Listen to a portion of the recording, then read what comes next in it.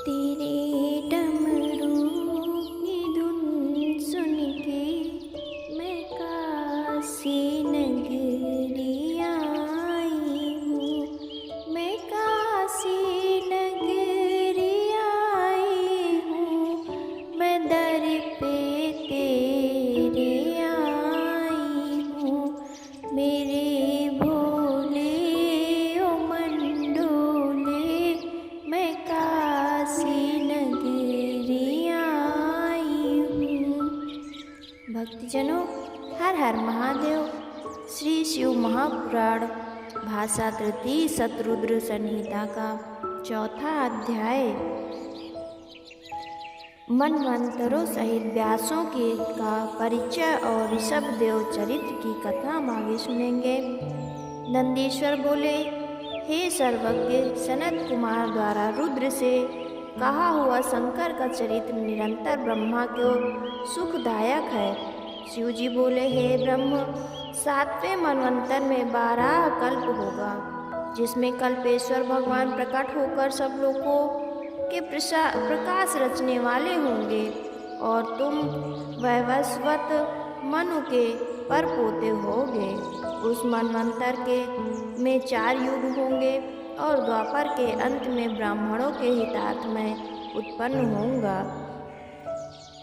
हे ब्रह्मा, युग की प्रवृत्ति के अनुसार जब द्वापर का प्रथम आरंभ होगा, तब उसमें व्यास जी स्वयं प्रभु होंगे और कलयुग के अंत में शिवायुक्त श्वेत नामक महामुनि होगा और हिमालय के छागल में ब्रह्मा जी मेरे शिखा शिष्य होंगे तथा मुझे अव्यय को तत्व से जानकर और मेरे बहुत से भक्त होंगे।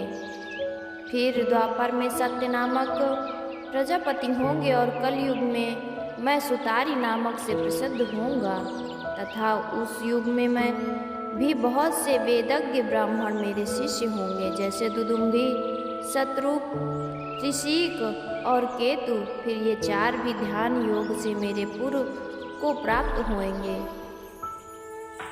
इसी प्रकार जब द्वापर का तीसरा चरण होगा, तब भार्गव व्यास होंगे और मेरे पुर के समीप ही वे दमन नामक नाम से प्रसिद्ध होंगे तथा वहाँ मेरे विशोकादि 4 पुत्र उत्पन्न होंगे। ये व्यास जी के शिष्य होंगे और उस कलयुग में मैं उन्हें दृढ़ निवृत्ति का उपदेश करूँगा। फिर चौथे द्वापर में अंगिराज जी व्यास होंगे। उस समय मैं सुहोत्र नाम से प्रकट होऊंगा। वहाँ भी मेरे 4 पुत्र होंगे। वे चारों भी महात्मा हो जाएंगे, जिनका नाम सुमुख, दुर्मुख,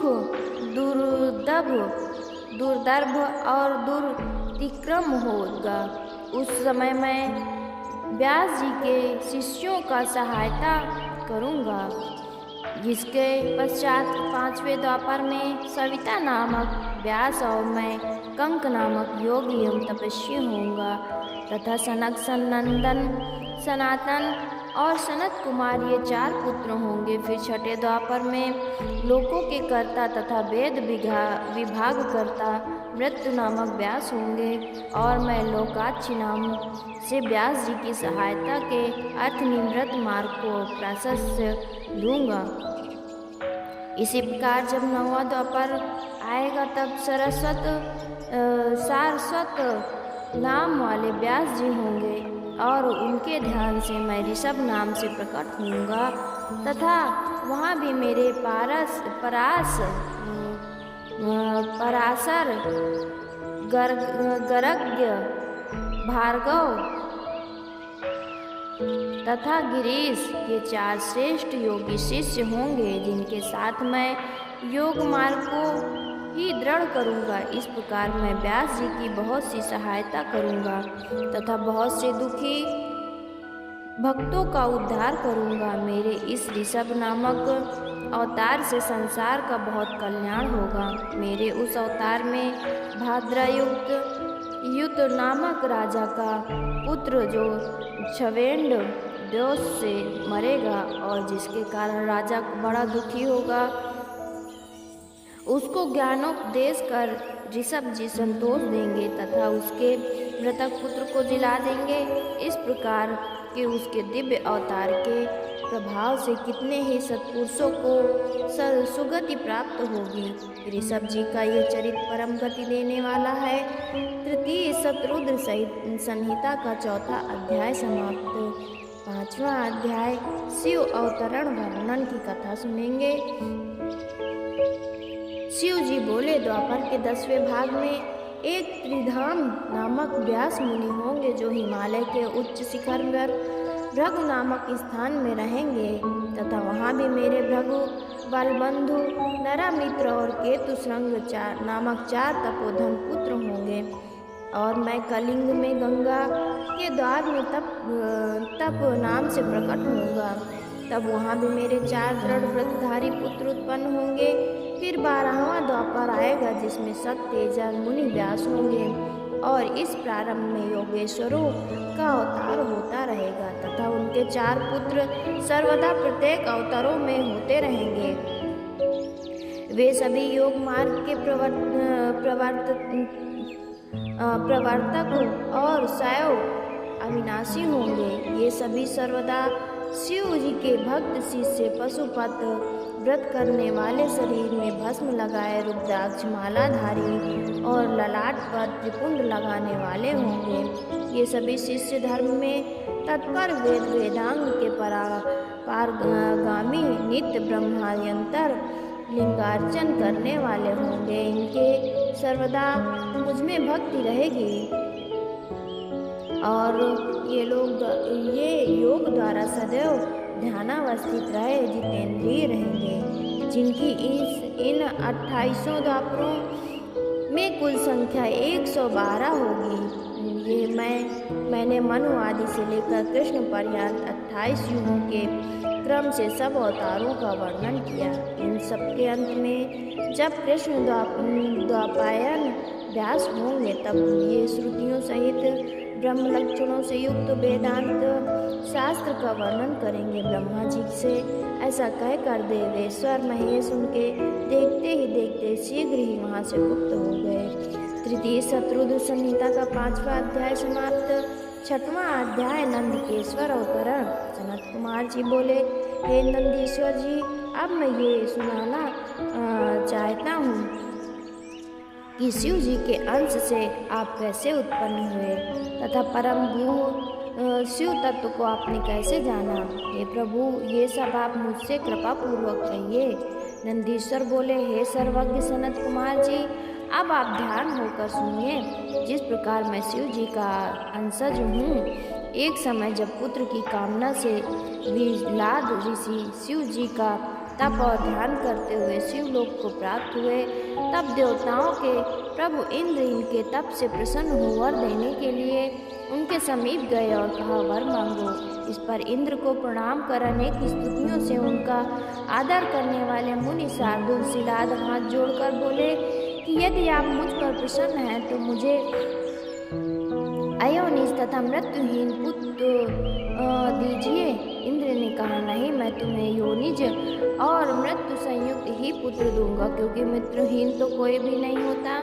हरि ब्रह्मांड आदित्य भी तो मृत्यु वाले ही हैं। फिर अन्य देवताओं का तो कहना ही क्या, जब ये दोनों श्री महेश्वर जी के अंग से उत्पन्न हुए मृत्यु संयुक्त हैं और उनकी भी आयु निर्धारित है, तब तुम अयोनिज पुत्र की कामना कैसे करते हो? इसकी आशा त्याग दो और अपने ही योग पुत्र ग्रहण करो। हाँ, यदि देवेश्वर रुद्र प्रसन्न हो जाए तो वे अयोनिज मृत्यु रहित पुत्र तुझे दे सकते हैं। मैं ब्रह्मा या विष्णु तो नहीं दे सकते। इंद्र उस ब्राह्मण से ऐसा कहकर देवताओं सहित अपने लोक चले गए। पश्चात शिलाद ने महादेव जी की आराधना की। 1000 वर्ष तक घोर तपस्या की। उनके शरीर पर दीमकों ने मिट्टी चढ़ा दी। मांस, रुधिर और त्वचा से हीन उनके शरीर में अस्थियां मात्र ही शेष रह गया। तब शिव जी ने उन्हें अपना रूप दिखाया।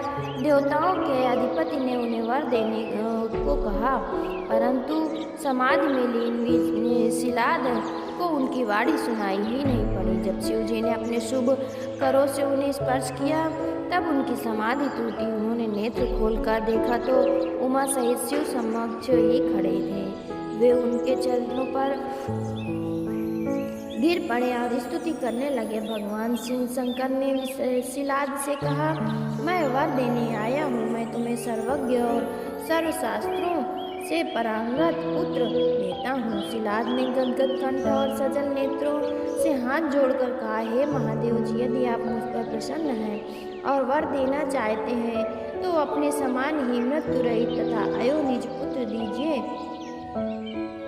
त्र्यंब शंकर जी ने कहा, एवमस्तु, अर्थात ऐसा ही होगा। ऐसा कह शंकर जी अंतर्ध्यान हो गए।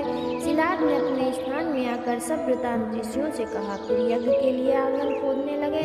फिर तो उसी समय उनकी आज्ञा से मैं उनका पुत्र रूप होकर प्रलयाग्नि के समान दे दीप्तमान होकर प्रकट हुआ। देवताओं ने फूल बरसाए, ऋषियों और गंधर्वादिकों ने गुणगान किया। संपूर्ण ब्रह्मादि देवता अपनी स्त्रों सहित विष्णु, शिव और अंबिका आदि सब स्थान पर आए। बड़ा उत्सव हुआ, अप्सराएं नाचने लगी और सब प्रसन्न हो मेरे लिंग मूर्ति स्थापित कर पूजा करने लगे। शिलाद की भी सबने प्रशंसा की। शिव पार्वती जी की स्तुति हुई। फिर शंकर जी पार्वती जी भी पधारे। मेरे पिता शिलाद ने मुझे 3 नेत्र वाला चतुर्भुज और जटा मुकुटधारी बालक देख बड़ी प्रसन्नता प्रकट की। मैं त्रिशूल आदि शस्त्र धरे दीप्तिमान और सब प्रकार से रुद्र रूपी तथा प्रणम प्रकट हुआ। मुझे देखकर सबने आनंद का अनुभव किया। सभी ने प्रणाम किया तथा शिलाद ने यह कहकर कि हे सुरेश्वर, तुमने मुझे आनंद दिया, इस कारण तुम्हारा नाम नंदी हुआ है। तुम देवताओं को भी आनंद देने वाले हो, अतएव तुम जगदीश्वर को मेरा नमस्कार है। इस प्रकार मेरे सहित शंकर जी को प्रणाम कर मेरे पिता अपनी पर्ण कुटी में गए और उन्हें बड़ी प्रसन्नता हुई। जब मैं शिलाद मुनि की कुटी में गया तो वहाँ मैंने अपना सब स्वरूप त्याग साधारण रूप धारण कर लिया। साधारण मनुष्य के रूप में देख मेरे पिता रोने लगे और उन्हें बड़ा दुख हुआ। परंतु पुत्र का प्रेम ही तो था।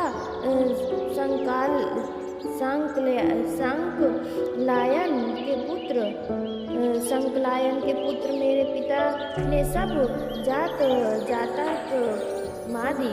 जात कर्मादि संस्कार किया और मुझे 7 वर्ष की अवस्था में ही समस्त वेदों और शास्त्रों को संगोपांग पढ़ा दिया। जब मैं 7 वर्ष का हुआ तो मित्रा वरुण ने मुझे देखने आए। जब मेरे पिता ने उनका सत्कार कर बैठाया तो वे महात्मा मुझे बारंबार देखने लगे और मेरे पिता से बोले, हे तात, ये नंदी नामक तुम्हारा बालक तो बहुत थोड़ी अवस्था वाला है। इसने इतने ही समय में समस्त शास्त्रों को कैसे पढ़ लिया। इसके समान तो मैंने कोई बालक नहीं देखा, परंतु अब तो इसकी 1 ही वर्ष की आयु है और है। तब उस ब्राह्मण के ऐसा कहने पर पुत्र वत्सल मेरे पिता शिलाद मारे दुख के उत्सव से रुदन करने लगे। तब मृतक के समान हुए मेरे पिता को देखकर वो प्रसन्नात्मा बालक शिव जी के चरण कमलों का ध्यान करते हुए अपने पिता से बोला, हे तात, इतने दुखी क्यों होते हैं? आपको ये कौन सा दुख प्राप्त हो गया, मुझसे कहिए।